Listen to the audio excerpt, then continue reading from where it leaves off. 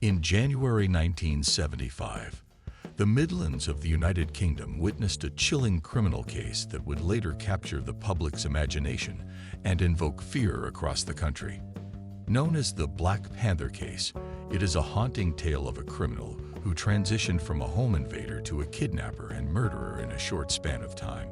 The life and tragic death of Lesley Whittle, a young woman caught in a criminal's grasp, became the subject of widespread media attention, and its details remain etched in the annals of criminal history.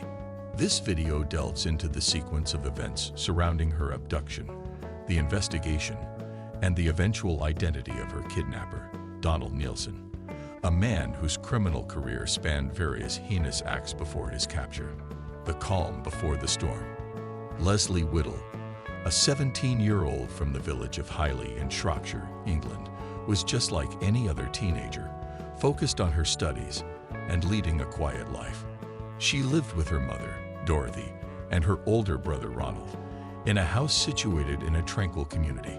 Highley, originally a farming village, had undergone significant industrialization during the early 20th century with the discovery of coal. The area had been primarily known for its coal mining industry, which continued until the 1960s. The Whittle family, however, was not involved in the mining industry, but had established a transportation business, which would soon play a pivotal role in their tragic story. The morning of January 14, 1975, began like any other, with Dorothy Whittle bringing her daughter, Lesley, a bowl of cornflakes to wake her up for the day. However, upon entering Lesley's room, Dorothy was met with an unsettling sight. Her daughter was missing. After searching for her and receiving no response, Dorothy became increasingly concerned. She attempted to call Lesley's older brother, Ronald, but the phone line was dead. Dorothy decided to drive to Ronald's house, where he reassured her that Lesley had probably left early for school. This theory was soon disproven when the family discovered a tape recording in their home, which confirmed the worst.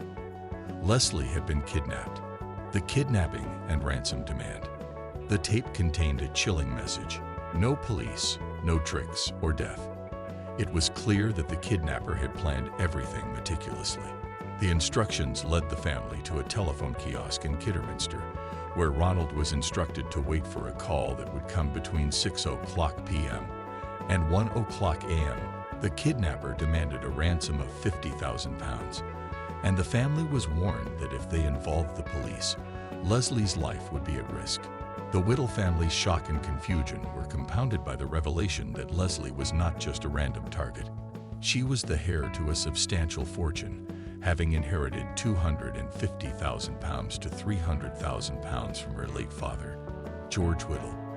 This inheritance came with its own controversies. George had left everything to Dorothy, his longtime partner, and their children, despite still being married to his first wife, Selina. Selina contested the will and won a significant settlement, which thrust the Whittle family's private affairs into the public eye. The kidnapping was not just a random act of violence. It was likely a calculated move by someone who had learned about the family's wealth through the media.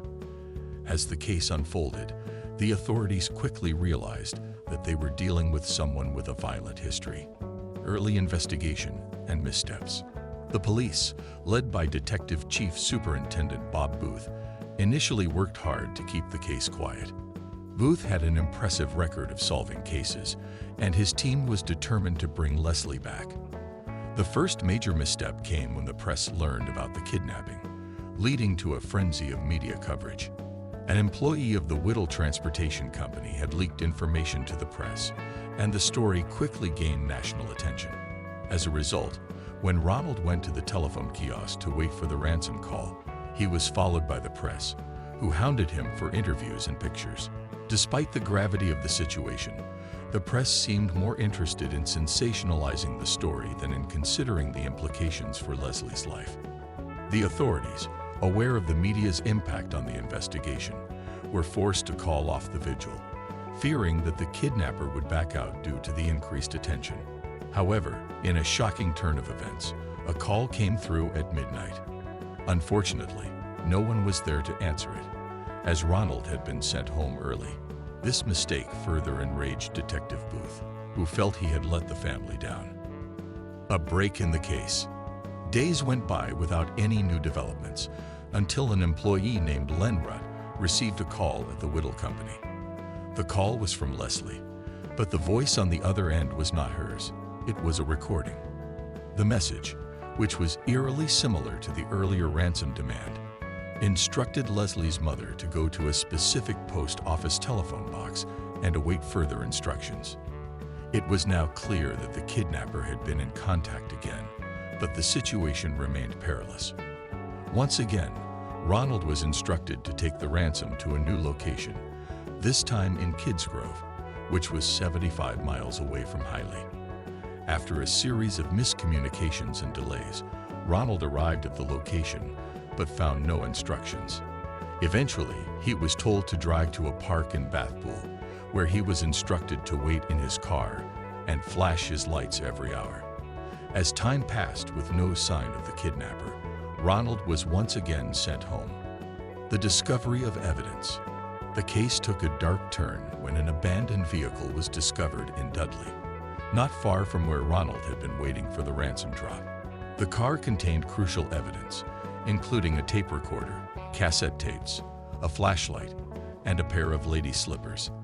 The tapes confirmed that Lesley had been transported in the car, and they further instructed the family on how to proceed with the ransom drop. The vehicle was connected to the same area where a security guard, Gerald Smith, had been shot by a gunman who resembled the suspect. As the investigation deepened, authorities began to connect the dots between the kidnapping and a series of violent robberies committed by an elusive figure known as the Black Panther. The Black Panther was responsible for over 400 burglaries and several murders, including the deaths of sub-postmasters across the country. Donald Neilson, the man behind the mask. After nearly a year of investigation, the authorities finally caught a break. In December 1975, two officers in Mansfield, Nottinghamshire, stopped a suspicious man who, after a struggle, was arrested.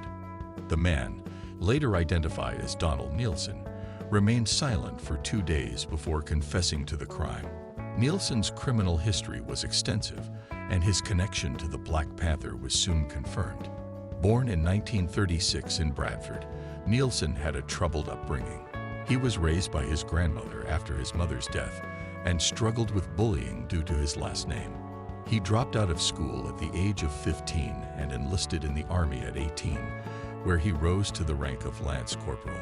Despite early success in construction, Neilson's financial struggles in the 1970s pushed him into a life of crime. He committed over 400 burglaries before escalating to robberies, including the abduction of Lesley Whittle. Neilson's kidnapping of Lesley was meticulously planned. He had learned of the family's wealth and carefully crafted a scheme to secure a large ransom. After abducting Lesley from her home, he drove her 65 miles to Bathpool Park, where he tied her to a ventilation shaft and left her to die. Neilson later claimed that Lesley had accidentally slipped off the platform and died, though investigators remained skeptical of his account. Trial and aftermath. Neilson stood trial in 1976 and was found guilty of Lesley's kidnapping and murder, along with 3 additional murders. He was sentenced to life in prison without the possibility of parole. Neilson spent the remainder of his life behind bars, dying in 2011 from motor neuron disease at the age of 75. The case of Lesley Whittle is a tragic and haunting reminder of the horrors that can unfold when a seemingly ordinary person falls prey to the grip of criminality. Despite the flaws in the investigation and the mistakes made by the authorities, justice was ultimately served when Donald Neilson was apprehended. His crimes, though horrific, shed light on the chilling reality of the Black Panther's reign of terror across the Midlands. The case remains one of the most notorious criminal investigations in British history. That's all for today's video. If you found this case as chilling as we did, don't forget to hit that like button and subscribe for more spine-tingling stories. Drop your thoughts on this haunting case in the comments below. We'd love to hear your take. Stay tuned for more. And as always, Keep watching for the mysteries that keep us up at night.